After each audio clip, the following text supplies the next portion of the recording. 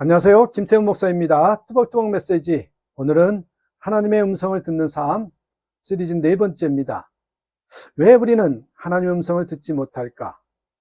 왜 우리는 하나님의 음성을 듣지 못할까? 사무엘상 3장 1절에서 10절의 말씀 가지고 뚜벅뚜벅 걸어가겠습니다. 여러분, 가끔 이래요. 하나님, 저도 듣고 싶어요. 그런데 아무 소리도 안 들립니다. 이렇게 말하는 신앙인들이 있습니다.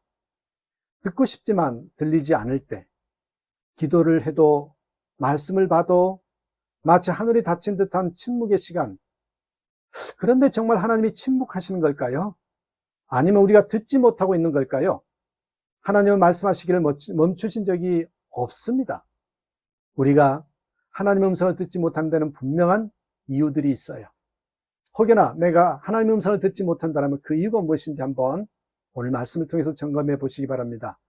여러분, 첫 번째로 보시면 하나님의 말씀에 둔감해진 시대입니다. 엘리 시대의 영적 상태가 그랬죠. 하나님의 말씀에 둔감해진 시대. 사무엘상 3장을 보면 엘리 제사장 시대에 하나님의 말씀이 희귀했고 이상이 흔하지 않았다. 그렇게 3장 1절에 말합니다.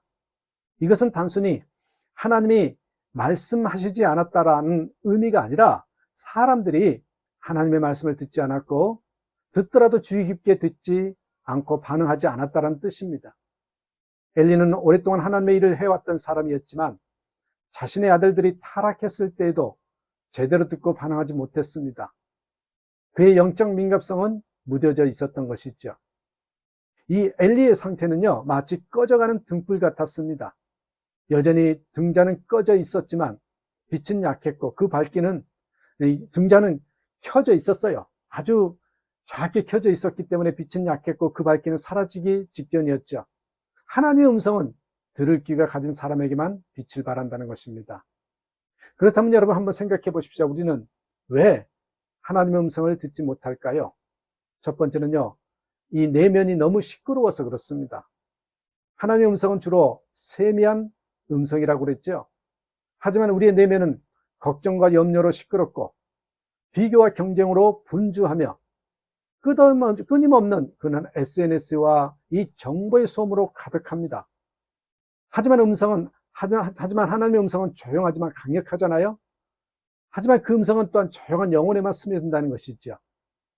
두 번째로 여러분, 죄와 불순종이 우리의 영적 청력을 막습니다. 하나님의 말씀에 대해서 계속해서 순종하지 않으면 듣는 능력도 차단됩니다. 용서하라고 하셨지만 계속 미워할 때, 내려놓으라고 하셨지만 이 붙들고 있을 때, 멈추라고 하셨지만 계속 달릴 때, 보세요. 불순종은 듣지 않겠다는 선언과 같습니다. 세 번째는 여러분, 하나님의 음성에 대한 기대가 사라졌기 때문에 그래요. 기대가 사라졌기 때문에. 하나님이 내게 말씀하실까라는 믿음의 기대가 사라지면 우리는 더 이상 그 음성에 민감하지 않게 됩니다. 말씀을 읽을 때도 오늘 하나님이 내게 뭐라고 하실까가 아니라 그냥 성경 한 장 읽는 것으로 끝납니다. 보세요. 똑같은 상황이지만 기대 없는 신앙에는 계시가 머물지 않습니다. 여러분, 세 번째는 어린 사무엘의 태도를 한번 보십시오. 듣는 자의 자세가 어떠한 건지를 보여주지요. 어린 사무엘은 하나님의 음성에 대해 경청의 태도를 가졌습니다. 처음에는 그 음성을 엘리의 목소리로 착각했지만 엘리의 조언대로 이렇게 응답하죠. 여호와여 말씀하옵소서, 주의 종이 듣겠나이다. 여호와여 말씀하옵소서, 주의 종이 듣겠나이다. 이 짧은 문장 안에는 말씀하신 분에 대한 안식과 말씀하신 분에 대한 그 인식, 그리고 나는 듣는 자라는 정체성이 분명히 담겨 있습니다. 한 유명 음악가가 뉴욕 지하철에서 연주를 시작했지만 지나가는 대부분의 사람들은 무시하고 지나쳤습니다. 그런데요, 한 아이는 걸음을 멈추고 엄마의 손을 당기면서 말합니다. 엄마, 저 사람 음악 소리 너무 예뻐요. 음악은 늘 울려 퍼지고 있었어요. 하지만 들을 귀가 있는 자만 들었습니다. 하나님의 음성도 그렇습니다. 자, 하나님의 음성을 다시 듣기 위한 회복의 길이 있어요. 첫 번째입니다. 내면을 조용히 하십시오. 내면을 조용히 한다. 이 멈춤의 영성입니다. 아침 10분이나 또한 조용한 시간을 구별해서 말씀 앞에 한번 앉아 보시라는 겁니다. 내면의 소음을 차단하고 성령의 감동에 집중하는 시간을 가져 보십시오. 두 번째는 여러분 순종의 태도를 회복하라는 거죠. 뭐예요? 말씀하옵소서, 말씀하옵소서. 순종이 없는 삶은 음성을 가립니다. 주님이 마지막으로 말씀하셨던 내용에 내가 반응했는지 한번 확인해 보십시오. 세 번째로는 여러분 기도 중에 듣는 시간을 의도적으로 확보하시라는 거죠. 기도는 말만 하는 것이 아니라 듣는 것이라고 했습니다. 5분이라도 침묵하면서요, 마음에 떠오르는 말씀이라든지 감동을 한번 기록해 보시면 분명히 하나님 음성이 들릴 것입니다.